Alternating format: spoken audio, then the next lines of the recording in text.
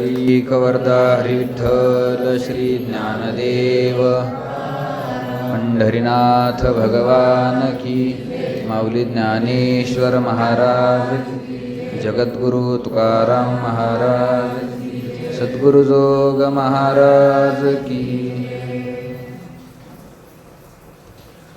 नमामि सद्गुरुं शान्तं सच्चिदानन्दविग्रहं पूर्णब्रह्मपरानन्द मीशमालन्दिवल्लभम्. ॐ नमो ज्ञानेश्वरा करुणाकरा दयाळा, तुमचा अनुग्रह लाधलो पावन झालो चराचरी. मी कळा कुसरी काहीच नेने, बोलतो वचने अतिभाविका.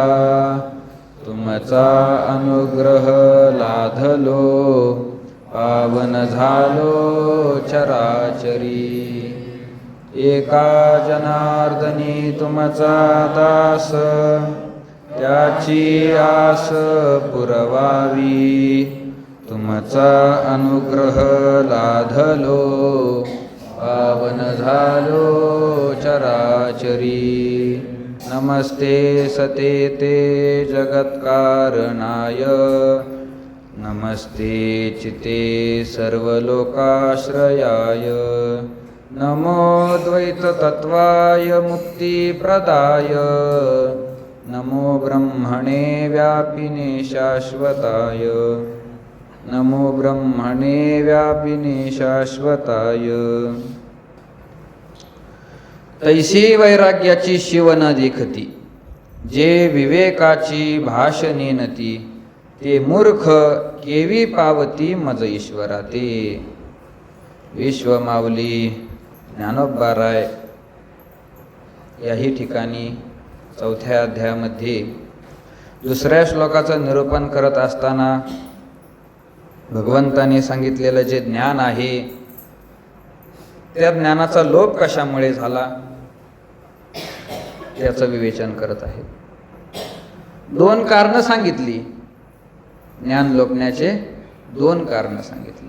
पहिलं कारण सांगितलं, म्हणून जे प्राणिया कामीभर, मनुष्याच्या अंतकरणामध्ये जो काम आहे, ज्या इच्छा आहे, त्या इच्छा वाढल्या. दुसरं कारण सांगितलं, देहाची वरी आदर, देहावरचा आदर मनुष्याचा वाढला, त्यामुळे हे ज्ञान लोपून गेलं. आणि मग कालच्या चिंतनामध्ये आपण पाहिलं, अवहंटलिया आस्थाबुद्धी, विषय सुखाची परमावधी, जीव तैसा उपाधी आवडे लोका. काय झालं, देहाचा आदर वाढल्यामुळे मनुष्याच्या ठिकाणचे हे जे 2 घटक आहे ते अवहंटले, आडमार्गाने चालायला लागले. याचं आपण काल चिंतन केलं. 2च मार्ग आहे जगामध्ये, एक आडमार्ग आणि दुसरा सरळ मार्ग आहे, नीट मार्ग आहे. आडमार्ग कोणता आहे? आडमार्ग कोणता? आडमार्ग कोणता आहे? परमार्थाच्या विरोधात असलेला म्हणजे संसाराचा मार्ग, तो आडमार्ग आहे. आणि नीट मार्ग हा परमार्थाचा मार्ग आहे, भक्तीचा मार्ग आहे. मनुष्याच्या ठिकाणची जी आस्था आहे, इच्छा आहे, श्रद्धा आहे, त्या आडमार्गाला गेल्या. त्यानंतर जी बुद्धी आहे, निश्चय करण्याचं जिचं काम आहे, ती बुद्धी परमार्थाचा निश्चय न करता संसाराचा निश्चय करायला लागली. त्यामुळे विषय सुखाची परमावधी, विषय सुखाला श्रेष्ठ मानलं. आणि जसा जीव आवडतो तशा सगळ्या उपाध्या आवडायला लागल्या. मग त्या ठिकाणी ज्ञानोबारायांनी काही दृष्टांत दिलेले आहे. 5 दृष्टांत दिले ज्ञानोबारायांनी. 5 दृष्टांत लक्षात असू द्या. पहिला दृष्टांत दिला, खवणे यांच्या गावी पाटावे काय करावे. नग्न माणसाच्या गावामध्ये कापड दुकानाचं काय काम आहे, पहिला दृष्टांत दिला. दुसरा दृष्टांत दिला, सांगे जात्यंधारवे काय आधी. जो जन्मापासूनच अंध आहे त्याला सूर्याचं काय काम आहे, सूर्य असून त्याला काही फायदाच नाही, हा दुसरा दृष्टांत दिला. तिसरा दृष्टांत दिला, बहिरयांच्या कानी कवन गीता ते मानी. जे बहिरे माणसं आहे त्यांच्या सभेमध्ये कितीही गायन केलं तरी फायदा नाही, हा तिसरा दृष्टांत दिला. आणि चौथा दृष्टांत दिला, ओल्हेया चांदणी आवडी उपजे. स्वराला चांदण्याचा प्रकाश आवडतो का? नाही आवडत. आणि पाचवा दृष्टांत दिला, चंद्रोदया आरवते. जयांचे डोळे फुटती असते, ते कावळे केवी चंद्रा ते ओळखती. चंद्रोदय होण्याच्या अगोदरच ज्यांचे डोळे फुटून जातात ते कावळे चंद्राला कसं काय ओळखतील? म्हणजे चंद्राच्या प्रकाशाचा त्यांना काय फायदा आहे? हा पाचवा दृष्टांत. असे 5 प्रकारचे दृष्टांत दिले. हे दृष्टांत झाले, पण दृष्टांत कशासाठी दिले, कोणत्या सिद्धांतासाठी दिले हे महत्वाचं आहे. कारण दृष्टांत नेहमी सिद्धांत म्हणून येत असतो, तो दृष्टांत म्हणून येत नाही, सिद्धांत म्हणून येत असतो. दृष्टांताला आधार हा सिद्धांताचा असतो. सिद्धांताशिवाय दृष्टांत काहीच कामाचा नाही. इच्छा वाढले ना, मग ती पळपळ सुरू. दृष्टांत हा सिद्धांताच्या भूमीवर आधारलेला असतो. सिद्धांत असेल तर दृष्टांत आहे, सिद्धांतच नाही तिथं दृष्टांताचं काम काय? जसं ज्ञानोबारायांनी दृष्टांत दिलेला आहे. कोणता दृष्टांत दिला? 5 प्रकारचे दृष्टांत दिले. कापडाचा दृष्टांत दिला, आंधळ्या माणसाचा दृष्टांत आहे, बहिऱ्याचा दृष्टांत आहे, चोराचा दृष्टांत आहे आणि कावळ्याचा दृष्टांत आहे. 5 प्रकारचे दृष्टांत दिले.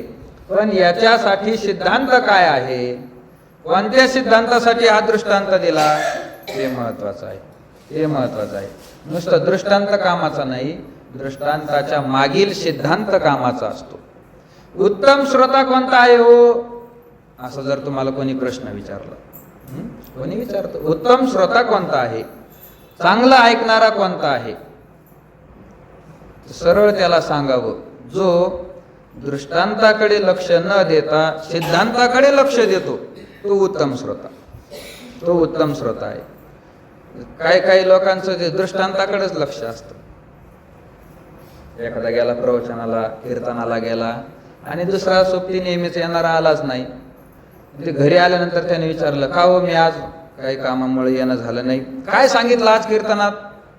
मग ते सांगणार, याचा दृष्टांत दिला, त्याचा दृष्टांत दिला, हे उदाहरण सांगितलं, ते उदाहरण सांगितलं, सगळं सांगणार. पण कशासाठी दृष्टांत दिला तेच लक्षात राहत नाही. दृष्टांतालाच चघळत बसतात. दृष्टांताला चघळणं चांगलं नाही. दृष्टांताला मागे ठेवून सिद्धांताकडे जाणं महत्वाचं आहे. सिद्धांत कळाला पाहिजे. वास्तविक जर पाहिलं तर दृष्टांत देण्याची गरजच नाही. ज्याला सांगितल्याबरोबर कळतं त्याला मग उदाहरण देऊन सांगण्याची गरज आहे का? नाही. पण मग काही श्रोते असतात ज्यांना कळत नाही, बुद्धी कमी असते, काही कारण असेल समजत नाही, मग त्याच्यासाठी वेगवेगळे उदाहरण देऊन समजून सांगावं लागतं. ते उदाहरण कशासाठी आहे? उदाहरणासाठी नसतात. ते उदाहरण सिद्धांत समजण्यासाठी आहे. तो दृष्टांत त्याच्यामधला सिद्धांत जो आहे तो समजण्यासाठी दिलेला आहे.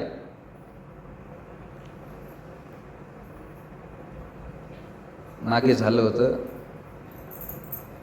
बरेच आता कीर्तनकार वाढले, कीर्तन करायला लागले. पण मग आता कीर्तनकार वाढले म्हणजे ते परमार्थासाठी वाढले असं काही नाही. किती कीर्तनकार आहे, मोजता तरी येतील का? आता मोजता येणार नाही एवढे कीर्तनकार. पूर्वी नव्हते, पण आता गावोगाव एका गावात 5-5, 6-6 कीर्तनकार भरपूर आहे. भरपूर कीर्तनकार आहे. आमच्या पैठण भागामध्ये ते बिडकीनजवळ एक गाव आहे, शेकटा म्हणून गाव आहे. तिथं सगळे भोवर आडनावाचे लोक आहेत. तर ते एका गावामध्ये जवळजवळ आता 10-15 कीर्तनकार झाले. सगळे भोवरच आहे, भोवर आडनावाचे असतात. काही गावामध्ये अजूनही कीर्तनकार सापडत नाही. पण असं बहुतेक आता गाव नाही राहिलं का तिथं कीर्तनकार नाही. भरपूर कीर्तनकार झाले.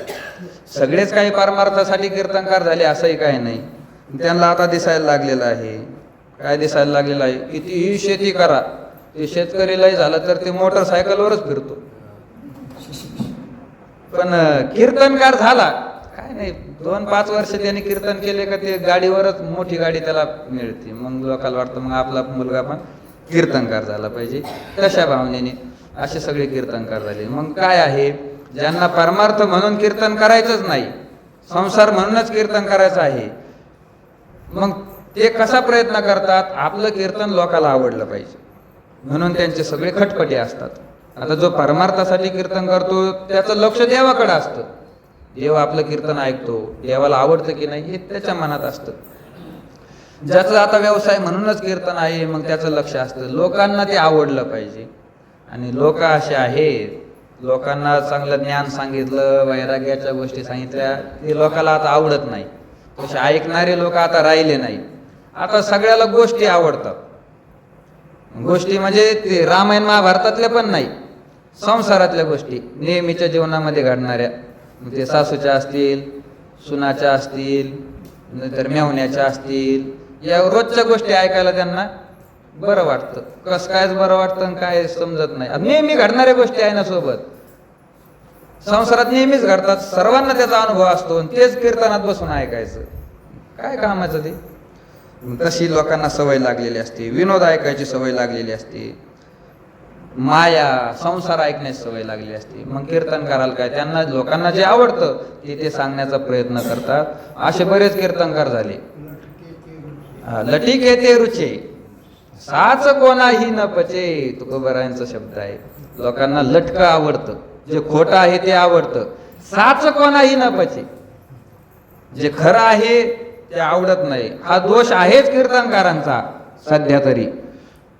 काय नाही, ते कीर्तन तासभर आपलं अभंगावर थोडंफार संसारातल्या गोष्टी असं तसं थोडंफार बोलायचं, आणि शेवट अर्धा तास राहिला की त्या शेवटच्या अर्ध्या तासाचे त्यांचे विषय ठरलेले असतात.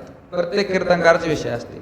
मग कोणी आई वडिलावर बोलेल, कोणी ते सीमेवर उभे असलेले सैनिक त्यांच्यावर बोलेल, कोणी मग वेगवेगळे महापुरुषावर पवाडे बोलेल. त्यांचे ते विषय शेवटच्या अर्ध्या तासाचे ठरलेले असतात. कोणी गोमातेवर बोलतं, कोणाचं काय बरेच असतात. मग आता हे शेवटचा अर्धा तास राहिला, मग शेवटच्या अर्ध्या तासात मग आईवर बोलावं. आई अशी असते, आई तशी असते, आईच्या आपल्यावर असे उपकार आहे, तसं आहे, असं आहे. अर्धा तास नुसतं त्या विषयावर, म्हणजे अभंगाचा काहीच संबंध नाही तरी सुद्धा मुद्दाम त्या विषयावर चर्चा करायची. कशासाठी, ऐकणारे जे आहे त्यांचं ते आई वडिलावरचं प्रेम वाढलं पाहिजे, हे झालं पाहिजे, ते झालं पाहिजे, सगळं खरं आहे. पण साधू संतांनी कीर्तनाचा जो मार्ग काढला, तो मार्ग मायेमधून बाहेर काढण्यासाठी सुरू केला की मायेमध्ये ढकलण्यासाठी, इथं सगळ्यालाच मान्य आहे. संसाराच्या मायेमधून बाहेर निघला पाहिजे म्हणून हा मार्ग सुरू केला. आणि या लोकांनी असं सुरू केलं, परत त्यांना ते मायेमध्येच घालतात, परत मायेमध्ये घालतात. आई वडिलाची सेवा करावी, आई वडिलांना जपावं, त्यांना जीव लावावा, या कीर्तनात सांगण्याची गोष्टी आहे का? ज्याचे त्याला कळलं पाहिजे ना, हे त्याचं कर्तव्य आहे, कीर्तनात सांगण्याच्या गोष्टी नाही. लोकांना मायेमध्ये घालण्याचा प्रयत्न करतात. काही लोकांचा विषय असतो ते सीमेवर उभा असलेले सैनिक, ठीक आहे, त्यांचे उपकार आहे, ठीक आहे ना. मग त्याच्यासाठी कीर्तनामध्ये अर्धा तास त्यांचं वर्णन कोण्या संतांनी सांगितलं? वेगवेगळे महापुरुष आहेत, त्यांचे पवाडे म्हणायचे मोठमोठ्याने, कोणी सांगितलं? कोणत्या संतांनी कीर्तनामध्ये पवाडे म्हटलेले आहे? एक तरी उदाहरण आहे का? आजपर्यंत एवढे कीर्तनकार झाले, संत झाले, जुने जाऊ दे, आपण ऐकलं नाही, पाहिलं नाही. आजपर्यंत मोठमोठे महात्मे आपण पाहिले ना. धुंडा महाराज देगलूरकर असतील, शंकर महाराज खंदारकर असतील, धारूरकर शास्त्री, रामकृष्ण भाऊ येडशीकर, भरपूर किती कीर्तनकार पाहिले. कोणी ऐकलं पवाडे म्हणलेले? नाही. का म्हणत नाही? ती वाणी संतांची नाही. संप्रदायाची अशी मर्यादा आहे, त्या गादीवर वक्ता ज्या वेळेस बोलतो त्यावेळेस त्याने फक्त संतांचं बोलायचं, जे संतांनी लिहिलं ते बोलायचं. संतांनी जे लिहिलं नाही ते बोलण्याचा अधिकार वक्त्याला नाही. कोण्याच संतांनी पोवाडे लिहिलेले नाही. त्यामुळे कीर्तनामध्ये पोवाडे म्हणणं हे साप चुकीचंच आहे. जे संतांनी लिहिलं ते म्हणावं, जे संतांच्या वाङ्मयात सापडतं ते बोलावं. आजकाल काही गाणे म्हणायला लागले लोक, जे येईल ते गाणे म्हणतात. हे कोणी लिहिलेले आहे, कशासाठी लिहिलेले आहे काही पाहत नाही कीर्तनकार लोक, कारण त्यांना ते करायचंच लोकांना खुश करण्यासाठी असे करतात. मग मागं तरी कोणीतरी असं बोललं होतं या कीर्तनकारांना की वो तुम्ही एवढं सगळं हे आईचं सांगता, कीर्तनकाराचं सीमेवरच्या लोकांचं सांगता, बापाचं सांगता, याला आधार काय आहे? संत वाङ्मयामध्ये याला पुरावा काय आहे? संतांनी या विषयाची चर्चा कुठं केलेली आहे असं सांगितलं. आता त्यांना हे आधार दाखवावाच लागेल ना, बिना आधाराचं कसं बोलता येईल? आधारा वाचूनी काय सांगशील का? आणि आधाराशिवाय तो कसं काय बोलतो? काहीतरी आधार त्यांना दाखवावा लागेल. मग कोणीतरी एका कीर्तनकारांनी अशी शक्कल लढवली होती. आता त्यांनी गाथा वाचला नसेल, पण कुठं मोठं त्याला आला असेल लक्षात. त्यांनी सांगितलं तुकोबारायांनी आपल्या अभंगामध्ये याची चर्चा केली. म्हटले कुठं चर्चा केली? बाणशस्त्र साहुनी गोळी शुरा ठाव उंच स्थळी. तुकोबारा म्हणतात शूर माणसं काय करतात? बाणशस्त्र साहुनी गोळी, आपल्या अंगावर बाण शत्रूचे घेतात, शत्रू गोळ्या घालतात, ते सहन करतात. असे जे शूर आहे त्यांना उंच ठिकाणी जागा मिळते. अतो वा प्राप्स्यसी स्वर्गम जित्वा वा भोक्षसे महिम, जसं भगवंतानी म्हटलंय त्याला स्वर्गाची प्राप्ती होते. तुकोबारांनी गाथ्यात चर्चा केलेली आहे, अभंगात चर्चा केलेली आहे. अभंग कधी मोडत नाही, कधीच भंगत नाही. त्याच्यामध्ये तुकोबारांनी चर्चा केली. मग 2 तासाने मोडणाऱ्या कीर्तनामध्ये आम्ही जर त्याच्यावर बोललो तर काय अडचण आहे? असं एका जणांनी शक्कल लढवली. अजूनही 2-4 प्रमाण काढले. लेकुराचे हित वाहे माऊलीचे चित्त, ऐशी कळवळ्याची जाती करी लाभाविन प्रीती. सांगितलं नाही का आईचं वर्ण? लेकराचं हित असतं, आईच्या ठिकाणी प्रेम असतं, सांगितलं नाही का गाथ्यात? मग आम्ही सांगितलं कीर्तनात तुम्हाला अडचण काय? असं त्यांनी शक्कल लढवली. बाप करी जोडी लेकराची ओढी आपुली करवंडी वाळवणी. बाप आपलं सगळं शरीर वाळून टाकतो पण लेकरासाठी प्रयत्न करतो. बापाचं लिहिलं नाही गाथ्यात? मग आम्ही कीर्तनात सांगितलं तुम्हाला काय अडचण आहे? असं ते एका कीर्तनकाराने शक्कल. तर हे त्याचं खरं आहे असं काही नाही, त्याचं खरं आहे असं काय नाही. गाथ्यामध्ये तुकोबारांनी याची चर्चा केली, पण कशासाठी केली, कशासाठी केली हे पाहिलं का? याची जी चर्चा केली हे सगळे दृष्टांत दिलेले आहे. हे सिद्धांत म्हणून तुकोबारांनी कुठंच लिहिलेलं नाही, दृष्टांत म्हणून आहे. प्रत्येकाचं तुम्हाला सांगतो. लेकुराचे हित वाहे माऊलीचे चित्त, ऐशी कळवळ्याची जाती करी लाभाविन प्रीती. कशासाठी लिहिला अभंग? संताचं वर्णन करणारा अभंग आहे. व संत कसे असतात तर जसं लेकराचं हित आपल्या आईच्या मनामध्ये असतं, कळवळा असतो, तसं संतांच्या ठिकाणी कळवळा असतो. काय सांगायचं तुकाराम महाराजांना? कोणाचं वर्णन सांगायचं? संताचं वर्णन सांगितलं. म्हणून दृष्टांत कोणाचा दिला? आईचा दृष्टांत दिला. म्हणजे आईचं जे वर्णन केलं ते दृष्टांत म्हणून केलेलं आहे, तो सिद्धांत म्हणून नाही. बाप करी जोडी लेकराची ओढी आपुली करवंडी वाळवणी, देवासाठी दृष्टांत दिला. देवा जसा बाप आपलं शरीर वाळवून मुलांना मोठं करत असतो, तसं देवा तुझं काम आहे, तू आमचा बाप आहे, तू सहन कर सगळ्या गोष्टी, आम्हाला सुख दे. इथं सुद्धा बापाचा दृष्टांत केला. बाणशस्त्र सावनी गोळी शुरा ठाव उंच स्थळी, तयारी ती दृढ मन करी साधया कारण. इथं शूर माणसाचा दृष्टांत केला. कोणासाठी केला? तुकोबारा आपल्या मनाला सांगतात, मना जसं शूर माणसं गोळ्या सहन करतात, दृढ असतात, तसा तू दृढ हो.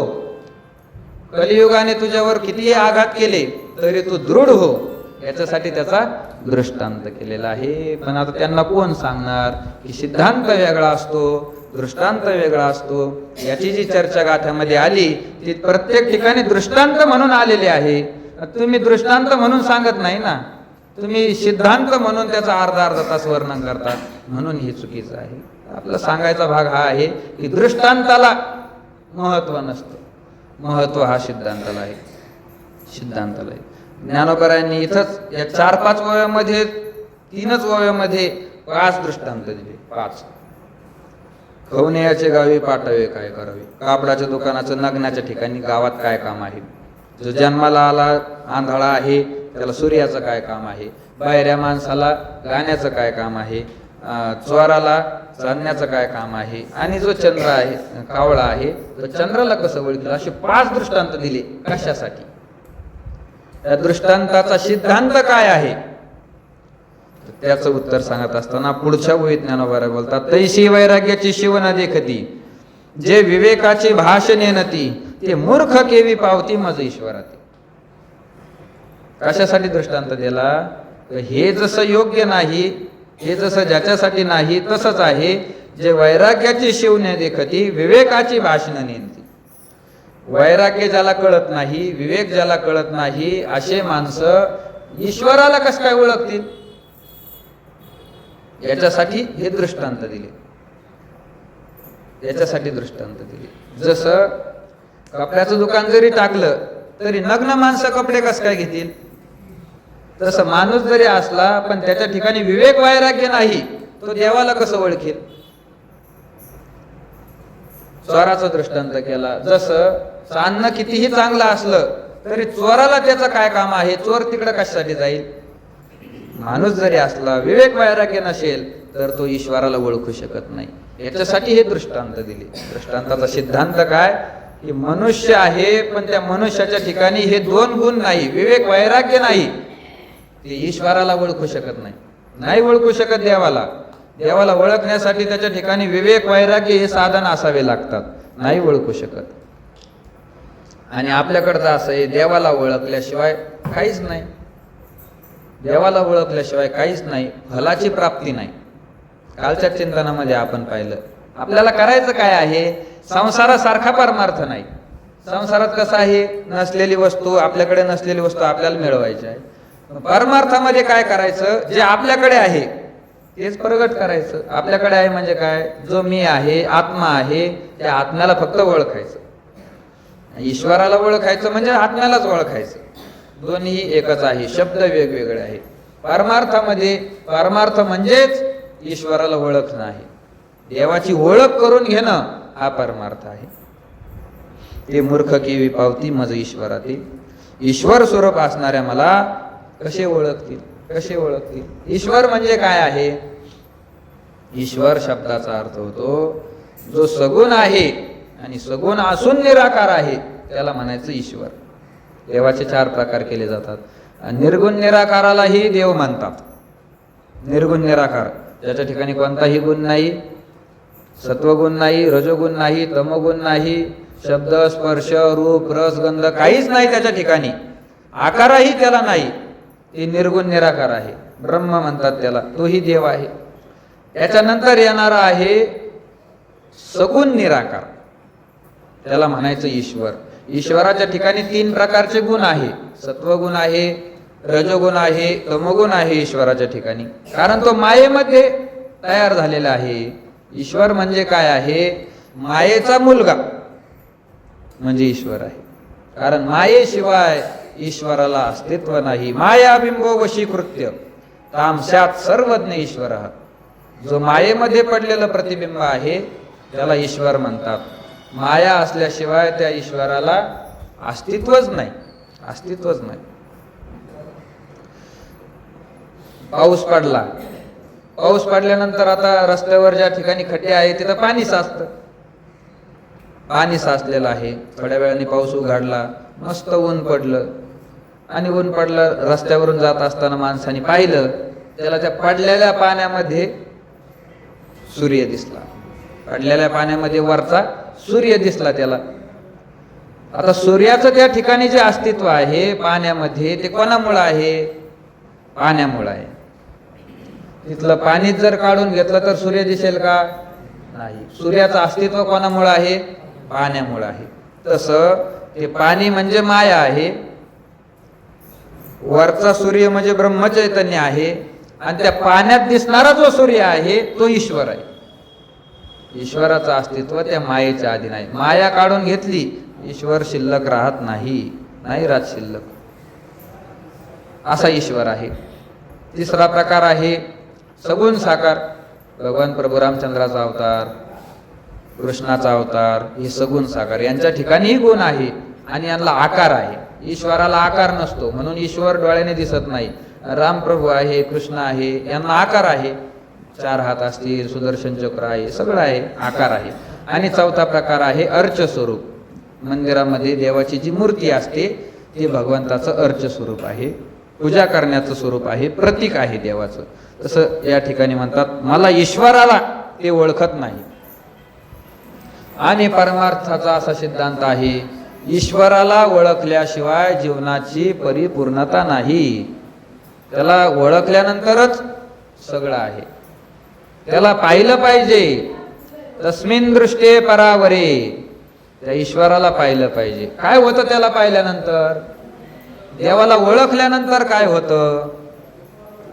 भिद्यते हृदय ग्रंथी, छिद्यन्ते सर्व संशयाः, क्षीयन्ते चास्य कर्माणि तस्मिन् दृष्टे परावरे. देवाला ओळखल्यानंतर काय होतं? पहिली गोष्ट घडते, भिद्यते हृदय ग्रंथी. हृदयामधल्या अंतकरणामधली जी गाठ आहे ती गाठ सुटून जाते.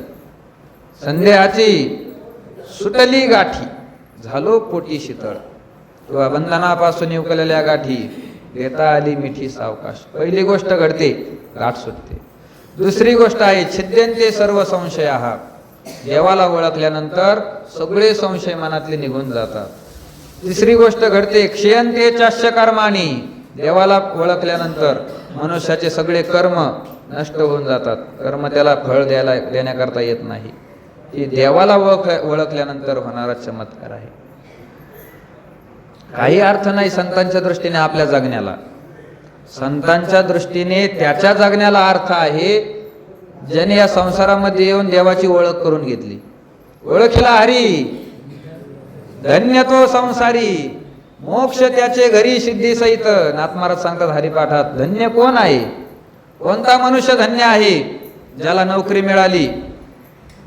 संत धन्य. आपण मूर्ख माणसं, आपण त्याला धन्य म्हणू, संत त्याला धन्य नाही म्हणत. एखाद्याला मुलगा झाला, संत त्याला धन्य नाही म्हणत. एखाद्याला फार मोठी शेती मिळाली, संत त्याला धन्य नाही म्हणत. बोरला पाणी लागलं, विहिरीला पाणी लागलं, त्याला धन्य नाही म्हणत. नाथ महाराज म्हणतात तो धन्य आहे या संसारामध्ये, जगतामध्ये. कोण? ओळखीला हरी. ज्याने या हरीला ओळखलं, म्हणजे ईश्वराला ओळखलं, देवाला ओळखून घेतलं, तो धन्य आहे. बाकीचे धन्य नाही. मोक्ष त्याचे घरी सिद्धी सहित. ज्याने देवाला ओळखलं त्याच्या घरी सिद्धी सहित मोक्ष आहे. सिद्धी सहित मोक्ष आहे. सिद्धीचे 8 प्रकार सांगतात. मुख्य सिद्धी भरपूर आहे, पण मुख्य 8 प्रकार केलेले आहे. ईशित्व, वशित्व, प्राकाम्य, प्रागट्य, 10 प्रकार सांगतात. नाथ महाराजांनी भागवतामध्ये 15व्या अध्यायामध्ये सविस्तर सांगितलेले आहे. सिद्धीचे प्रकार आहेत. अष्टसिद्धी नवनिधी के दाता. हनुमंतरायाच्या ठिकाणी या सिद्ध्या होत्या. ते रामायणामध्ये पाहायला मिळतं ना.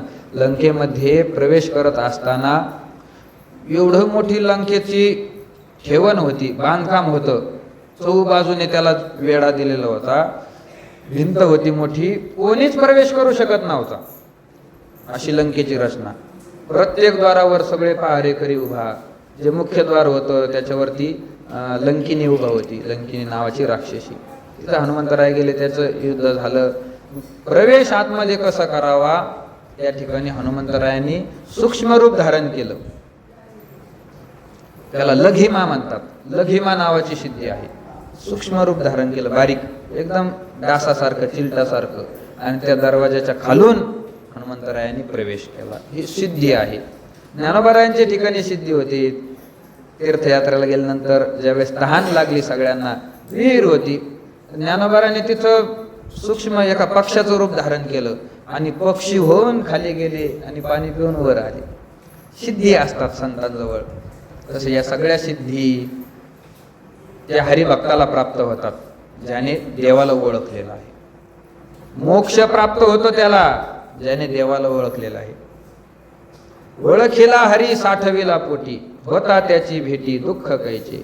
ज्याने देवाला ओळखून घेतलेला आहे, अंतःकरणामध्ये साठवून घेतलेला आहे, होता त्याची भेटी दुःख कैचे. त्या महात्म्याची जरी भेटी झाली तरी आपलं दुःख नाहीसं होतं. एवढी त्याच्या ठिकाणी शक्ती आलेली असते. का? कारण त्याने देवाला ओळखलं, देवाला त्याने ओळखलेलं आहे. देवाला ओळखण्याची ही शक्ती आहे. तसं या ठिकाणी ज्ञानोबा म्हणतात, ते मूर्ख केवी पावती मज ईश्वराती.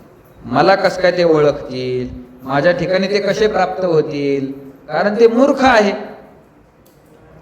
देवाला प्राप्त होण्यासाठी मूर्खपणा नाही लागत. देव मूर्खाचा नाही, देव शहाण्याचा आहे. शहाण्याचा आहे म्हणजे जो शुद्ध शहाणा आहे त्याचाच देव आहे. कोणाचा नाही, मूर्खाचा पण नाही, आणि जो अतिशहाणा आहे त्याचाही देव नाही. देव शहाण्या करता आहे. शहाणा तो धनी घेतो येथे. तुकोबारा म्हणतात, जो शहाणा आहे तो धनी घेतो येथे. नामस्मरण कोण करतो? शहाणा माणूस नामस्मरण करतो, किंवा नामस्मरण करणारे माणसं शहाणे असतात, दुसरे शहाणे नाही. मग जो शहाणा नसतो तो सरळच आहे, मूर्ख असतो. संतांच्या भाषेमध्ये मूर्खाचे अनेक लक्षण केलेले आहे महाराज. संतांनी आपल्या वाङ्मयामध्ये अनेक लक्षण केले मूर्खांचे. शास्त्रकारांनी, विद्वान लोकांनीही मूर्खाचे लक्षण केले. एक लक्षण असं केलं मूर्खांचं, जो परिणामाचा विचार करत नाही तो मूर्ख, असं एक लक्षण. कोणाला मूर्ख म्हणावं? कोणाला मूर्ख म्हणावं? जो परिणामाचा विचार करत नाही तो मूर्ख. एक माणूस होता, शेतकरी होता, आणि जुना काळ होता, त्यावेळेस गॅसची सुविधा नव्हती. सगळं आपला जो स्वयंपाक आहे तो चुलीवरच करायला लागायचा. आणि चूल म्हटलं की मग त्याला गॅस लावून जमत नाही, त्याच्यासाठी इंधनच लागतं, लाकडं लागतात. मग आता त्याच्या बायकोने सांगितलं, आपले लाकडं आता जवळजवळ संपत आले, आता तुम्ही घेऊन या. संपले नव्हते पण संपत आले होते. शहाण्या माणसाचं एक कामच असतं, ते वेळेवर काम करत नाही, अगोदरच त्या कामाची तयारी करत असतात. आपल्याकडं म्हण आहे ना, काही लोक तहान लागल्यावर विहीर खांतात. म्हण आहे ना आपल्याकडे, तहान लागल्यावर विहीर खांतात. याचा अर्थ काय आहे की ज्यावेळेस गरज पडली त्यावेळेस करणारा तो शहाणा नाही. शहाणा माणूस त्याला म्हणतात जो अगोदरच त्याची तयारी करून ठेवतो. ते लाकडं संपायचे, थोडे दिवस राहिले, 2 दिवसात संपतील असा अंदाज आला, मग त्या बाईने सांगितलं आपले लाकडं संपायला आले, कधी काय होईल सांगता येत नाही, कधीही संपू शकतात, कधी चांगला पाऊस पडू शकतो, पावसात मग वाळलेली लाकडं सापडणार नाही, काय होईल सांगता येत नाही, म्हणून तुम्ही आता आपल्याला लाकडाची सोय करा. तो गेला एका झाडाखाली. बाबळीचं झाड होतं, वाळलेलं झाड होतं अगोदर चांगलं, त्याला वाटलं मग चांगलंच झालं, सरपण जास्त दिवस घरात ठेवायचं, ते वाळायची वाट पाहायची गरज नाही, वाळलेलं सरपण आहे. चढला बाबळीवर, कुऱ्हाड घेऊन चढला, आणि कुऱ्हाड घेऊन चढल्यानंतर एक फांदी चांगली दिसली, त्या फांदीवर चढला आणि लागला तोडायला. मोठी फांदी होती, हळूहळू जोरात त्याच्यावर घाव मारायला लागला.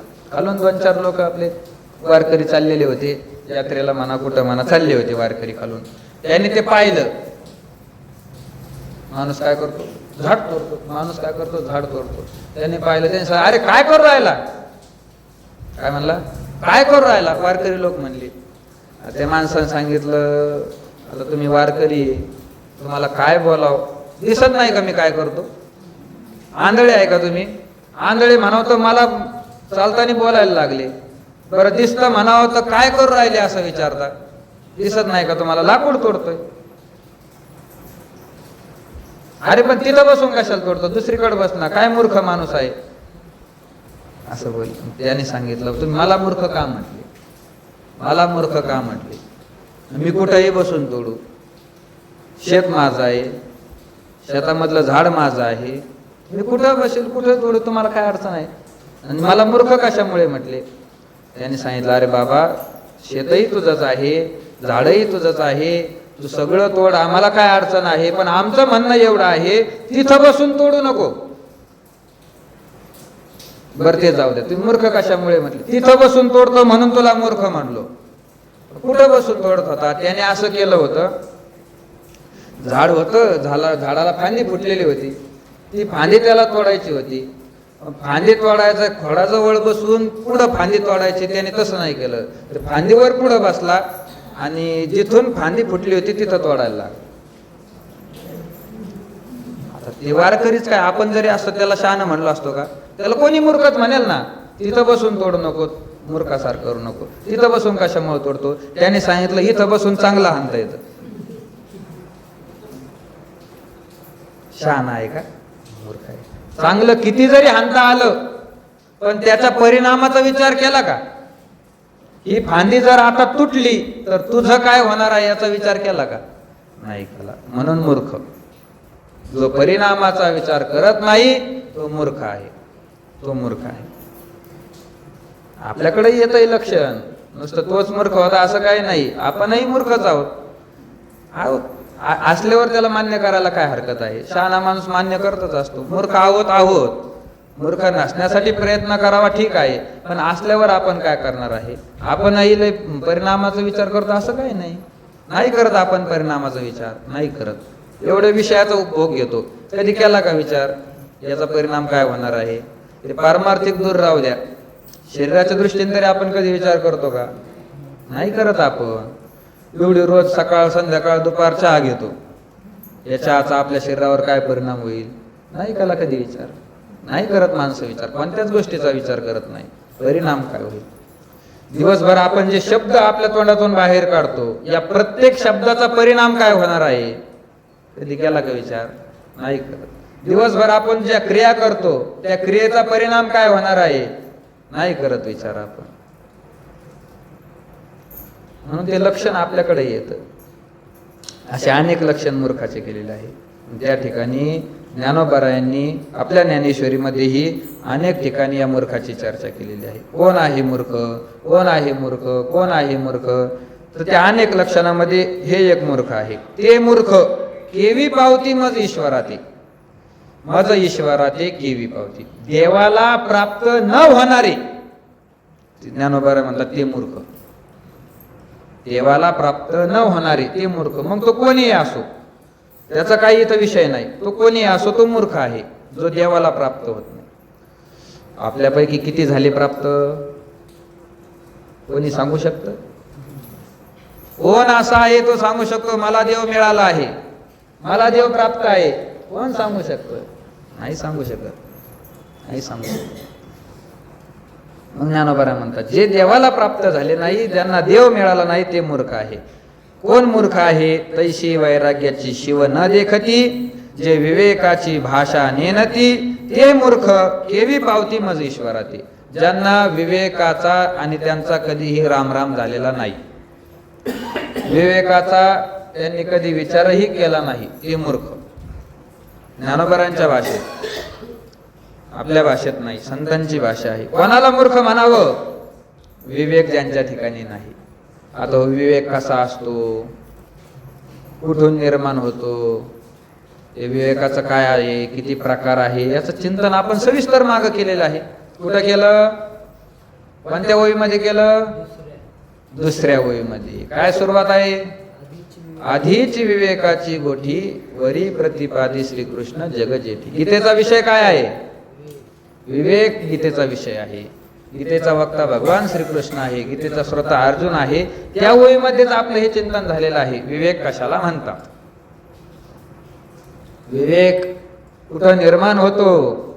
विवेक कशाने नष्ट होतो? सगळं चिंतन झालेलं आहे. तुम्ही ऐकलेलं आहे.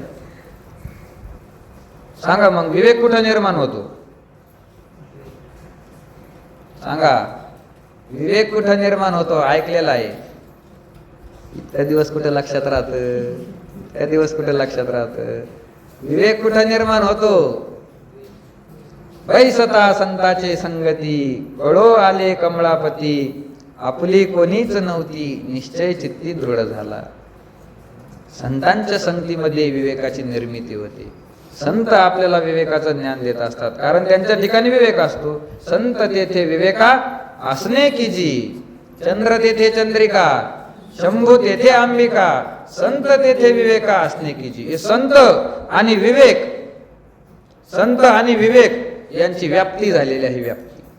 व्याप्ती ती एकमेकाला सोडून कधीच राहत नाही, एकमेकापासून वेगळे कधीच होत नाही. त्याच्यासाठी उदाहरण देतात, चंद्र तेथे चंद्रिका. ज्ञानोबा म्हणतात जिथं चंद्र आहे तिथं चंद्रिका आहेच. म्हटलं आम्हाला दिसत नाही, तू आंधळा झाला. कारण ज्ञानोबारांचे शब्द आहे ना, तिथं असतेच ती, कधी कधी नाही दिसू शकत. चंद्र तेथे चंद्रिका.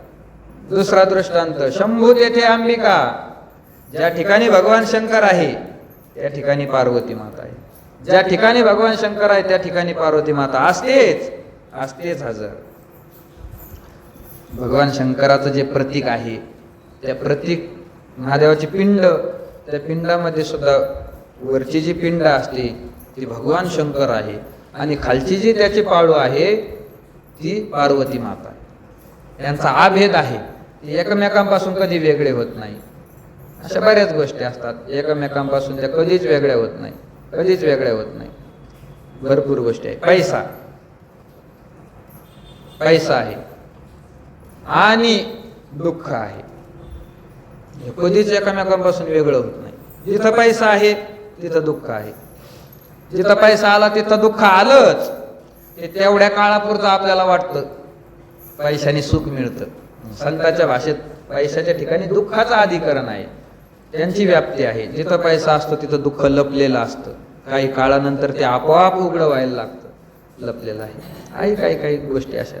आत्मज्ञान आहे, ब्रह्मज्ञान आहे आणि सुख आहे, हे सुद्धा एकमेकांच्या ठिकाणी व्याप्ती झालेली आहे यांची. जिथं आत्मज्ञान आहे, ब्रह्मज्ञान आहे, तिथं सुख आहे.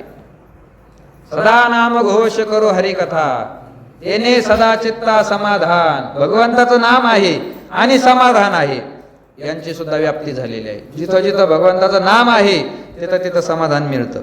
भगवंताचं नाम घेतलं समाधान मिळतं, नाम घेतलं समाधान मिळतं, यांची व्याप्ती झाली. अशा अनेक गोष्टी आहे. तसं संताचं आणि या विवेकाचं एक अधिकरण्य झालेलं आहे, व्याप्ती झालेली आहे. संत तेथे विवेका असणे की अजूनही एक व्याप्ती सांगता येईल. नाथ महाराजांनी हरिपाठामध्ये सांगितलेलं आहे, हरी तेथे संत, संत तेथे हरी, ऐसे वेदचारी बोलताती. ज्या ठिकाणी हरी आहे त्या ठिकाणी संत आहे, ज्या ठिकाणी संत आहे त्या ठिकाणी हरी आहे, असं चारी वेदांनी सांगितलं. ते एकमेकांपासून वेगळे होत नाही, कधीच वेगळे होऊ शकत नाही. तसं संत आणि विवेक हे एकमेकांपासून वेगळे होत नाही, ते चिकटलेले आहे. अलीकडच्या भाषेमध्ये त्यांची वेल्डिंग झालेली आहे. वेल्डिंग लोखंडाची करतो ना आपण, काही पुढं पत्र्याचं अँगल तुटलं, काही तुटलं, मग ते जोडण्यासाठी ते वेल्डिंग वाल्याला बोलायचं आणि त्याची वेल्डिंग करायची. म्हणजे काय होतं, ते एकदाच फिट होऊन जातं. बांधलेलं तेवढं चांगलं राहत नाही. वेल्डिंग केलेलं जेवढं चांगलं चिकटतं ना तेवढं बांधलेलं राहत नाही. ते बांधलेलं कधीही तुटू शकतं, कधीही पडू शकतं. जो जिज्ञासू असतो ना, त्या जिज्ञासूमध्ये आणि संतांमध्ये, साधकांमध्ये संतांमध्ये हाच फरक आहे. विवेक साधकांच्या ठिकाणी असतो आणि संतांच्या ठिकाणी असतो. मग दोघांमध्ये फरक काय आहे? साधकाच्या ठिकाणी जो विवेक आहे तो जसं बांबूला बांबू बांधून टाकावा तसा विवेक असतो, आणि संतांच्या ठिकाणी जो विवेक आहे ना ते जसं दोन लोखंडाच्या पट्ट्याची वेल्डिंग करावी तसा विवेक असतो. साधकांच्या ठिकाणचा विवेक कधी वेगळा होऊ शकतो, काही अडचण नाही, होऊ शकतो वेगळा विवेक. आपल्या समोर उदाहरण आहे जड भरत राजाचं. जड भरत राजा वैराग्यवान महात्मा आहे, पण शेवटीच्या समयामध्ये काय झालं, ते हरणाचं पाड सापडलं, त्याचा लळा लागला, लहान होतं, त्याला खाऊ घातलं, मोठं केलं. ते त्याच्या अवतीभोवती खेळायचं. उत्तम तयारी झालेली होती, भगवंताची प्राप्ती होण्याची तयारी झालेलीच होती जवळपास, पण अजून तयारी झालेली नव्हती. त्या अवस्थेमध्ये अशी घटना घडली आणि अंतीचा समय जवळ आला, मृत्यूचा समय जवळ आला. आणि मृत्यू समयामध्ये ते हरणाचं पाडस, आता ते जनावर ते गेलं निघून, त्याला काय घेणं नाही. याला त्याची माया लागलेली होती, त्या जनावराला थोडी त्याची माया होती. ते निघून गेलं जंगलामध्ये. आणि मग याच्या चिंतनामध्ये ते हरणच यायला लागलं. हरण कुठं गेलं, हरण कुठं गेलं, हरण कुठं गेलं, हरण कुठं गेलं. कधी आलं हे? मरणाच्या वेळेला. आणि आपला सिद्धांत आहे, ज्याला मरणाच्या वेळेला जे ध्यानामध्ये येतो तो त्या जन्माला प्राप्त होतो. यम यम वापी स्मरण भावम त्यजत्यन्ते कलेवरम तम तमे वैति कौंतेय सदा तद्भाव भाविता. अगं अंतीची यामती तेची साचपण पुढले गती, या लागी श्रीकृष्ण चित्ती अहोरात्री स्मरावा. जे शेवटला ध्यानामध्ये येत असतं तेच, त्याचा जन्मच त्या वासनेमुळे त्या प्रकारचा होत असतो. ते जड भरतराजाच्या अंतःकरणामध्ये हरणाचं आलं आणि मरणाचा समय आला, प्राण निघून गेले. वासना गुंतल्यामुळे जन्म पुढचा हरणाचा घ्यावा लागला. साधक आहे, उत्तम विवेक होता. जड भरतराजाचा विवेकाचं जर पाहायला गेलं, पुराणामध्ये कथा सापडतात, किती विवेक होता जड भरतराजा ठिकाणी. ते अगोदर राजे होते, वनामध्ये जन्म नाही झाला, अगोदर राजे होते. राज्य म्हणजे 18 भार वनस्पती, फळे फुळे ओळती, 22 त्या पोखरणी, नदी गंगा वाहती, ज्या घरी कुलस्त्रिया, राज्य राणी व संपत्ती. एवढं मोठं वैभव होतं. पत्नी चांगल्या, राज्य वैभव होतं सगळं, गंगा नदीसारखी नदी होती, सगळं काही ऐश्वर्य संपन्न. हे सुख सांडोनिया कासया योग सेविती. सगळ्या सुखाचा त्याग केला. प्रतिकूल झालं म्हणून नाही, कोण्या राजाने आक्रमण करून राज्य हरण करून घेतलं म्हणून जंगलात निघून नाही गेले. अनुकूल भोगाचा त्याग करून टाकला आणि वनामध्ये गेलेले आहे. अनुकूल विषयाचा त्याग केला. वैराग्य झालेला आहे. हे कशामुळे झालं? विवेकामुळे झालं.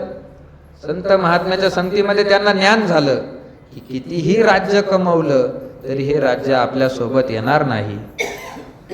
कितीही चांगली पत्नी असली, ती पत्नीही आपल्याला मरणाच्या दुःखातून सोडवू शकत नाही.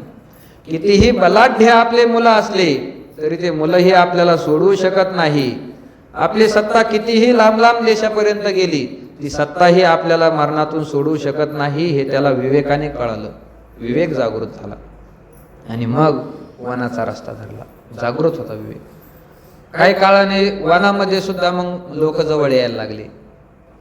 लोकांना समजलं आता आपले राजे वैराग्यवान झाले, महात्मा झाले. लोक तिथं जंगलामध्ये जायला लागले दर्शन घेण्यासाठी, आशीर्वाद द्या, असं तसं.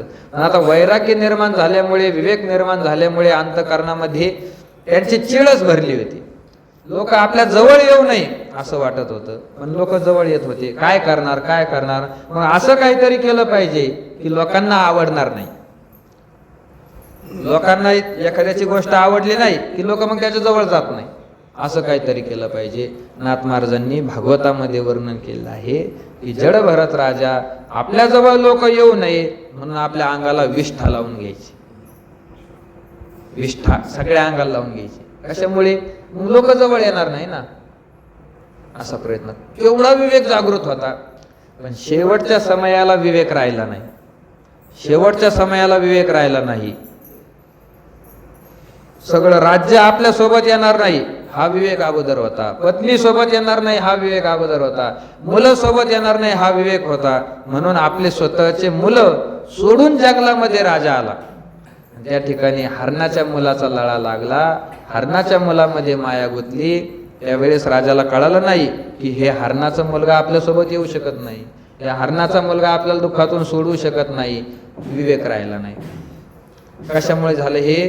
कारण ती अवस्था तेवढी अजून परिपूर्ण नव्हती. संतत्वाची अवस्था झालेली नव्हती, साधकाची अवस्था होती. साधक आणि विवेक असतो. साधकाच्या ठिकाणी विवेक पण कधी कधी ढासळू शकतो. पण संतांच्या ठिकाणी जो विवेक आहे तो विवेक संतांपासून कधीही दूर होत नाही, कधीही दूर होत. जसं ज्ञानोबारांनी म्हटलेले आहे, जयाच्या कुळीची चिंता झाली ईश्वराची पतिव्रता. भक्तांचं वर्णन करत असताना भक्ताच्या कुटुंबाचं काय होतं, त्याचं देवाकडे लक्ष लागल्यानंतर त्याचं कुटुंबाचं कोण पाहतं? ज्ञानोबा म्हणतात, जयाच्या कुळीची चिंता ईश्वराची पतिव्रता झाली. त्यांच्या कुळामधली जी चिंता आहे ना, ती सगळीच्या सगळी चिंता ईश्वराची पतिव्रता पत्नी झालेली आहे. आता जी पतिव्रता असते तर पतीचं काम असतं तिचा सांभाळ करणं. तसं भगवंताची पतिव्रता असलेली पत्नी म्हणजे या भक्तांच्या घरची सगळी चिंता. सगळी चिंता ती मग देवाला असते. जशी ती पतिव्रता होती तसं विवेक ही संतांची एक पत्नी आहे, पतिव्रता पत्नी आहे. ती विवेक संतांसोबत कधी विचार करत नाही, संतांना सोडून कुठं जात नाही. कसाही प्रसंग येऊ द्या संतांचा विवेक जागृतच असतो. कसाही प्रसंग येऊ द्या त्यांचा विवेक कधीच नष्ट होत नाही.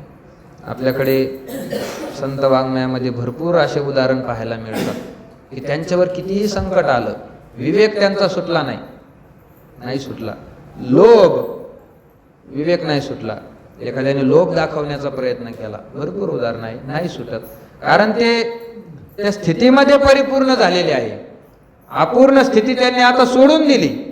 आता ज्या स्थितीवरती आहे त्या स्थितीवर त्यांच्या ठिकाणचा विवेक आता कधीच नष्ट होऊ शकत नाही, असं संत महात्म्याचं आहे. कारण विवेक त्यांच्या ठिकाणी असतो, म्हणून ते आपल्याला विवेक देतात. म्हणून त्यांच्या संगतीमध्ये विवेक जागृत होत असतो. त्यांच्या संगतीमध्ये जो आला त्या सगळ्याला ते विवेकच देतात. तुकोबाराय म्हणतात ना, काय सांगू आता संतांचे उपकार, मज निरंतर जागविती. काय सांगावं संतांचे उपकार, किती उपकार आहे संतांचे. कशाचे उपकार आहे, काय केलं हो संतांनी आजपर्यंत. मुलं होण्यासाठी आशीर्वाद दिले कोणाला, ऐकलं कधी तुकोबारायांचं? नाही. संतांनी तुमच्या मुलाला नोकरी लावून दिली? नाही दिलं. संतांनी काय तुम्हाला 2-5 गुंठे जमीन दान दिली? नाही दिलं. संतांनी तुमच्या मुलीचं लग्न जमवून दिलं? नाही दिलं. आणि काय सांगू आता संतांचे उपकार, काय उपकार केले संतांनी. हे उपकार आहे संतांचे, की संत आपल्याला विवेक देतात, हाच त्यांचा उपकार आहे. आणि सगळ्यात मोठा उपकार आहे, जे कोणीच करू शकत नाही ते काम संतांनी केलं. ते काम संतांनी केलं. नोकरी कोणी लावून देईल, पैसा कोणी देईल, जमीन कोणी देईल, मुलीचे लग्न कोणी जमवून देतील, विवेक कोणीच नाही देऊ शकत संतांशिवाय. कारण दुसऱ्याकडे तो नाहीच. मज निरंतर जागविती. मला नेहमी ते जाग करतात. बाबा जागा हो, झोपू नको तू प्रवचनामध्ये, तू जागा हो. कसा जागा हो, तू स्वतःला ओळखून घे. हे शरीर म्हणजे तू नाही, या शरीरामध्ये राहणारा आत्मा तू आहे. तो आत्मा कधीच मरत नाही, शरीर मरत असतं. त्या आत्म्याला तुला ओळखून घ्यायचं आहे. एक दिवस या शरीराचा त्याग करायचा आहे. कोण सांगत? घरचे लोक सांगतात का?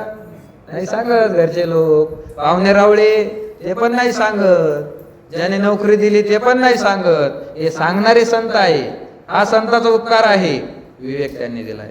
संताचा आणि विवेकाची कधी ताटात उडत नाही. संताचे उपकार आहे, त्यांनी आपल्याला विवेक दिला. असा हा विवेक आहे. संतांच्या संगतीमध्ये तो विवेक जागा होतो.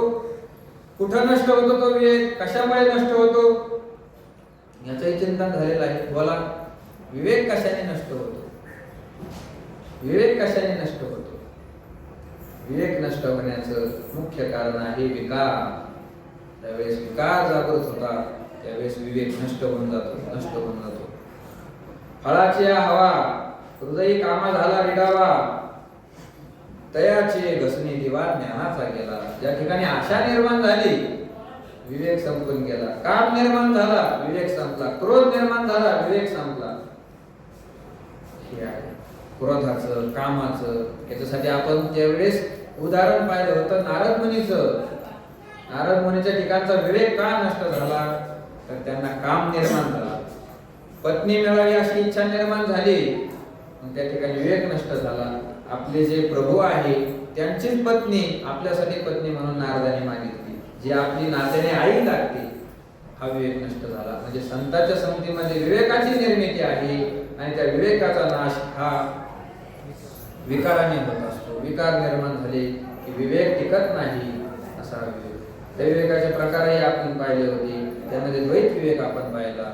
ईश्वराने निर्माण केलेलं द्वैत, जीवाने निर्माण केलेलं द्वैत. ईश्वराने जी सृष्टी निर्माण केली त्याच्यापासून आपल्याला काहीच दुःख नाही.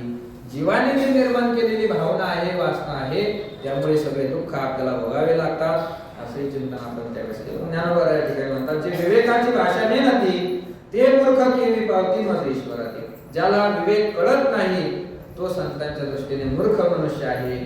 मग असे मूर्ख मनुष्य भगवान सांगतात, मला कशी काय प्राप्त होती? मला प्राप्त होण्यासाठी त्यांना काहीतरी साधन करावं लागेल. मूर्ख माणसं मला प्राप्त होत नाही. तिथपर्यंत आपलं चिंतन झालेलं आहे. उद्या पुढचं चिंतन करण्याचा प्रयत्न करू. कुंडली